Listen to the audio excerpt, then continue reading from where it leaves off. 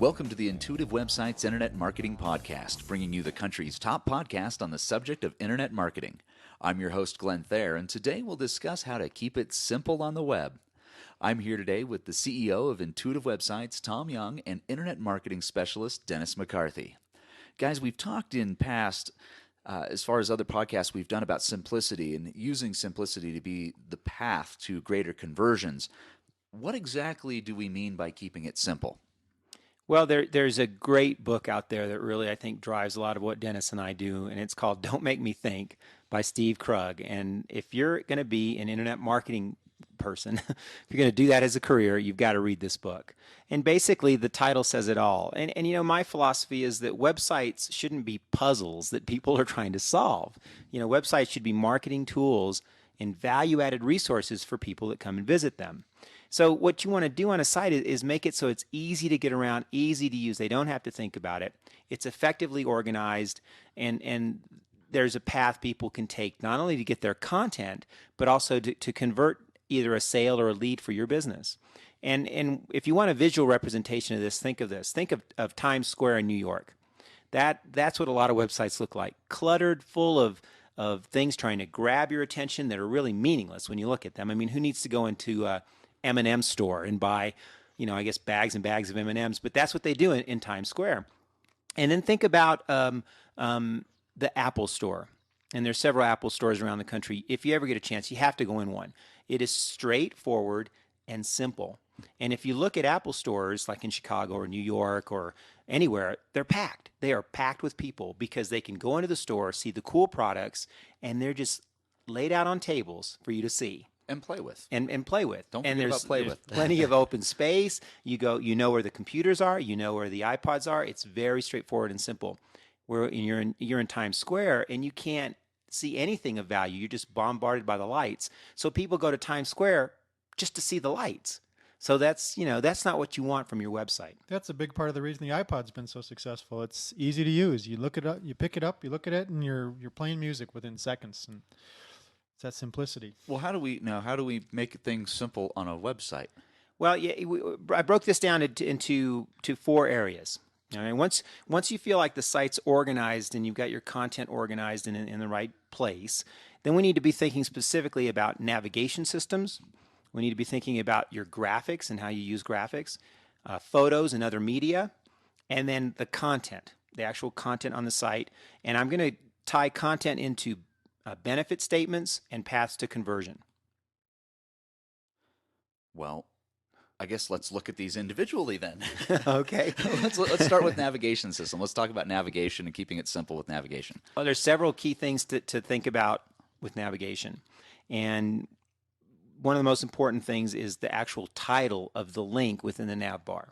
It needs to be a title that the user uses and not that the company uses internally. So leave out any type of jargon or anything that might be industry jargon or something that's internal. Internal jargon. Or if you can, avoid generic jargon too. Try to be specific to what the user's looking for. I use the My Mom standard. If my mom could look at the navigation bar and understand what every one of those buttons did, then that's good. That's a victory.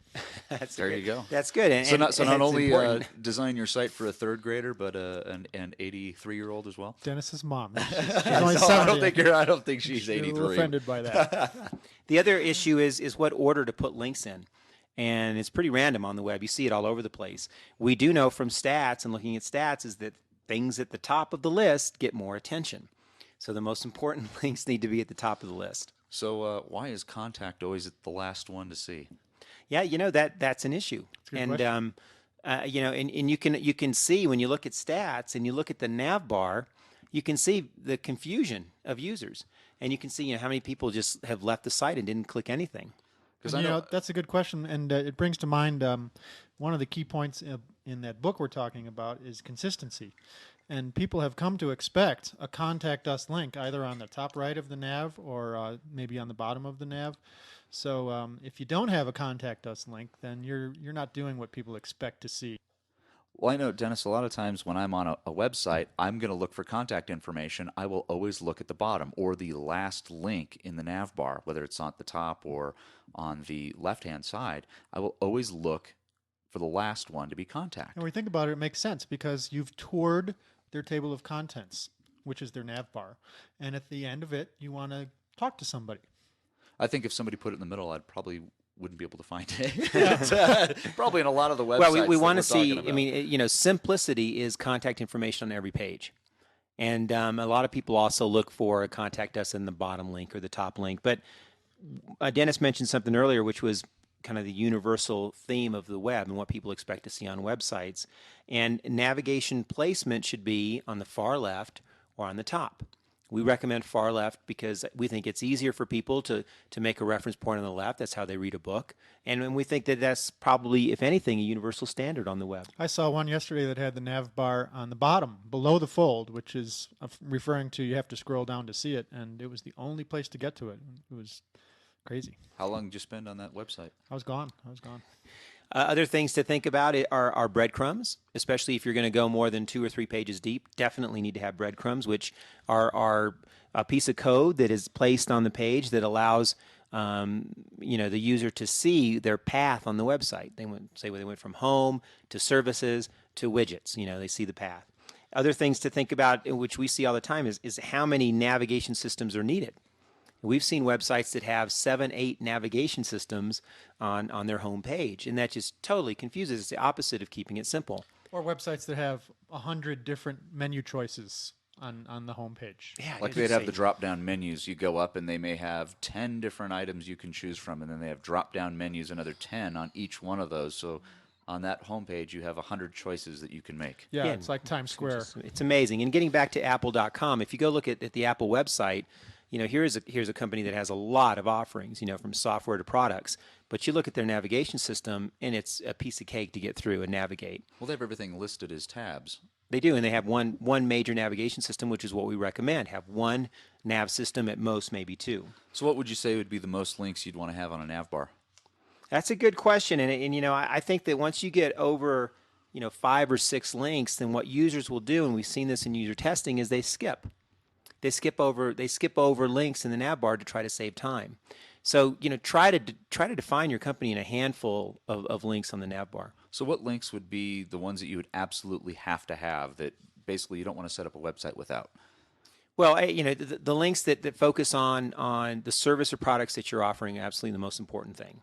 And links that explain maybe why you're different or why your offering is special and how that offering works. Also, you definitely want to have links that explain about your company and who you are and what you do and things like that. You can narrow down even the most complex offering into a handful of links. Okay. Well, let's talk about graphics.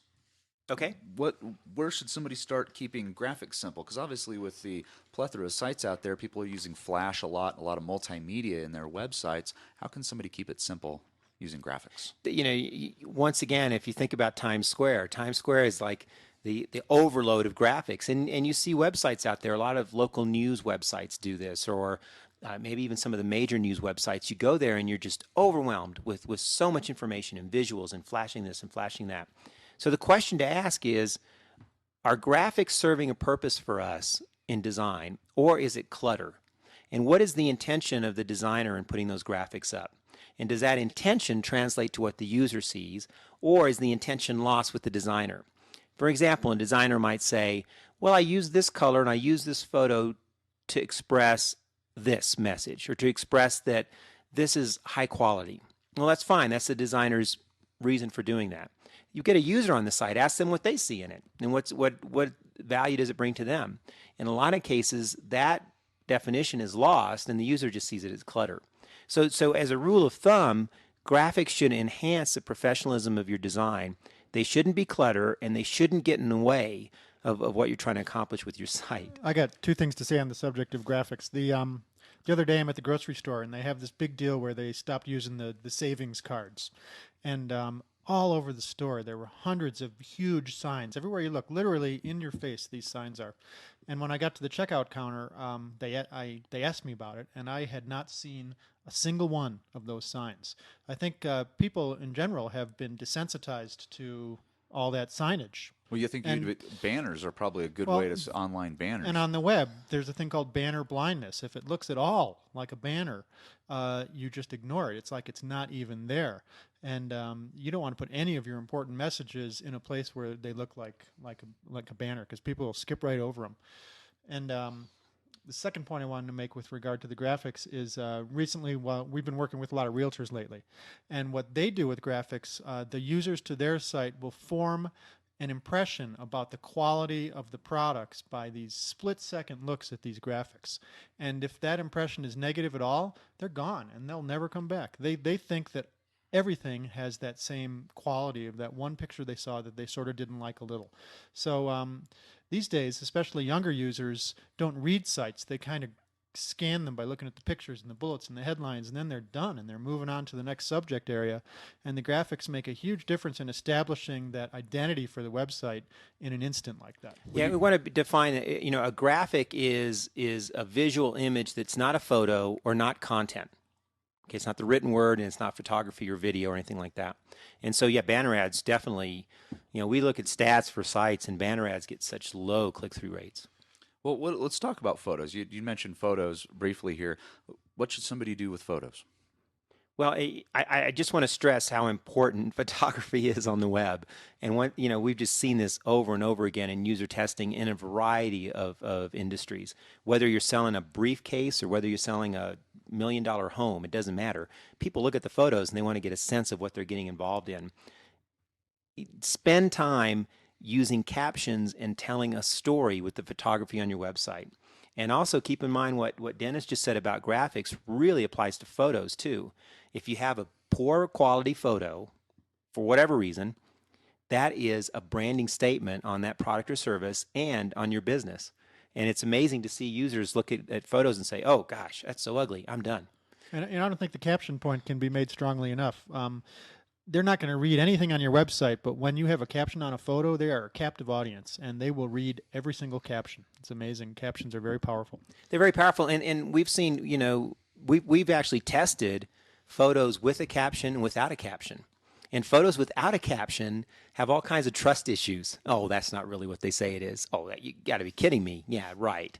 You know, but then you put the caption in there, and then people are like, oh, wow, interesting. Now you've perked my interest. It must be real. It must be real. And Dennis, you can give your input on this too, but we've also seen that for the most part, photos work better than video. And so, you know, you see the advent of YouTube, and everybody's jumping on the bandwagon with this video. I think that's more an aspect of community building on the web and kind of having fun with the web. When you look at actually marketing your business online and getting results, photography is going to play a bigger role than video.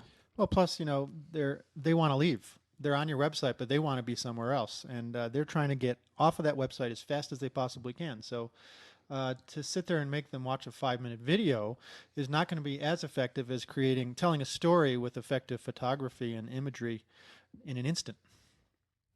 Well, what about the content and conversion path?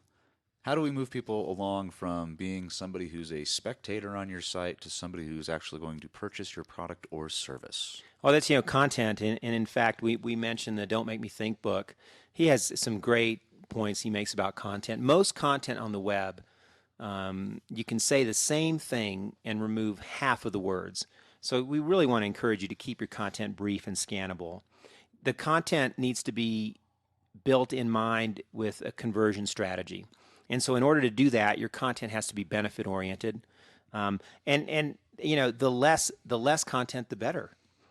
You know, in working in the real estate area, you know, what we've seen immediately is that they want to look at photos of these homes, and if you put a lot of content there, it's just a distraction for them.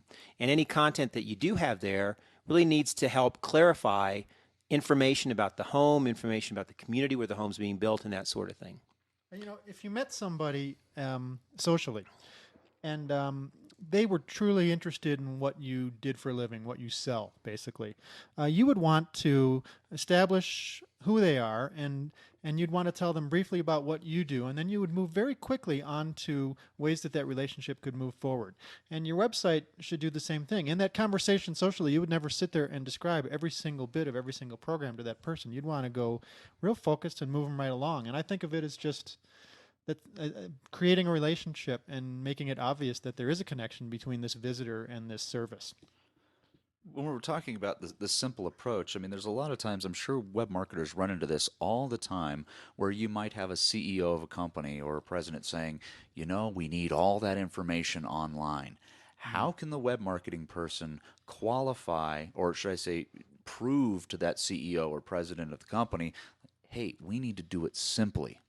What are some ways that they can prove that to the powers that be, if you will? Well, it's a great question. I think we're So both many jumping on websites this one. become dumping grounds where every new department head wants to put something else on the homepage. It always has to be on the homepage. So a website, as it gets older and older, gets more and more cluttered and longer and more difficult to read. A lot of times the solution is, well, let's just rotate the content, which is bad because then the user, has to hit and miss, and once again the website becomes a puzzle they're trying to solve. They should let the web guy have a special taser gun for people that want to just pollute the website like that, because that's a really huge problem. Well, would a sitemap handle a lot of issues if there's it somebody would. that has It too would. much content, if you will, and if I would say too much content, I mean, we've seen places that have hundreds of pages. Would that eliminate a lot of confusion? Well, what eliminate the confusion is a well-organized website. For example, you can have a website that has very simple, basic, introductory content throughout the site, but has a link that's called articles or archives or resources. And then in that link, you can have volumes of information there. It's another great way to get past that. If a small business, create a blog. I mean, people want to dump every event and every new article and every new idea somewhere. Use the blog for that. A blog can do that once again and organize the blog by the different categories. It's not so much about how much content, it's about organizing it. Now, when you talk about marketing, a website, that content needs to be straightforward, like we've talked about. It needs to be scannable and all that. But on the flip side, a website can be an encyclopedia. There's no question. You can have tons of resources and information there as well. Well, what do you think about passwords, and how do passwords add to the complexity of a website? Well, they don't make things easy, do they? No, I mean, no. and lately the way to fight against password issues or web privacy issues has been to make users have more complex passwords. So what ends up happening is, the password everybody uses is now not available anymore, or you have to add 2 digits or 2 additional numbers or 3 additional numbers, or it gets out of control. And your username is taken. So you're really it's not just passwords, it's username and password. You have 2 variations on that. It's a mess. And so, as a web marketing consultant, my feedback is, why do you need a password? And if that explanation has nothing to do with saving privacy or financial, then there's no need to have a password. And as much as possible, give people the option to go in without having to create a password. Now, how can we measure the success of a simple website or the simple approach? Well, there's a lot of different. There's stats packages have come a long way, and the one that we recommend to a lot of people is Google Analytics, because it's free. All you have to do is go to Google AdWords and set up an account. You don't even have to be running a campaign, and you get access to a statistics package, which used to cost a lot of money. The way that works is that they ask that you put a little tiny piece of code on every single one of your web pages, and then it just starts tracking things the moment you put that code on there. It tracks unique visitors. It tracks how well people move through your sales funnels, which you can define separately. It tracks geographic disbursements. It tracks everything that you would want, but in a way that's not overwhelming and difficult to use like many stats packages are that come free with your web hosting service. So we like Google Analytics a lot. In terms of sort of an executive overview of a website, we really like ClickTracks, which is a paid analytics package, but it actually shows you your website, your web pages, with these little tiny bar charts that indicate what percentage of people click on the different offerings on your page. So it's a bit like getting user testing among everybody who's visited your website at a single glance. And those kinds of reports work really well for making decisions that are informed, rather than those crazy meetings where people sit around and guess what people are doing on our website. And the key thing with stats too is really interpretation of the stats. And I'm not sure if we can really teach someone how to do that, but you really want to spend time looking for the user's path on your site to look and see where they got confused, where they bailed out. Are they clicking on places that don't make sense? Are they not clicking on links that you want them to click on? I mean, you've got to really look at this and interpret it properly. If you do that, then it's just incredible information that can help your company. And what we find more often than not is that 80% of the traffic to the website goes through a very narrow set of offerings, and most of the website never gets used, and frankly, it doesn't even need to be there. Yeah, we in fact, Dennis, I remember Dennis in a meeting saying to a client recently, all of this stuff on your site, about half of it, there's no need for it. No one's clicking on it. It's just clutter. Yeah, they didn't like that too good. They didn't like that too good because there's a lot of people in the room that had ownership of that stuff on the website. Needed that taser gun at that moment. Yeah, that's right. Looks like they need another solution. That's right. Well, we end each podcast with an action item plan. And what are the key action items for the listener this week?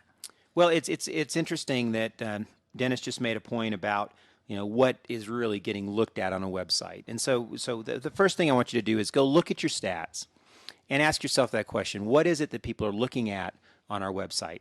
Then look at them as points of conversion for your company. Then narrow down the content to just those key areas and try to combine as much as you can. From that, then you'll see a key path for the user. You'll see how they move around your website. Those are the areas to focus on as you simplify your site and remove things that are just really just clutter. Then ask yourself this question: how are we conveying then our key benefit statements as we run through this path, as the user goes through this path of the various pages they're looking at? Then it's just critical for you to do some sort of usability testing so you can test all of these ideas that you have about user paths and benefit statements and things like that. And user testing really will be the key part of determining what stays on the site and what goes. Well, this has been the Intuitive Websites Internet Marketing Podcast. For more information and to see all the available podcasts and much more, visit intuitivewebsites.com.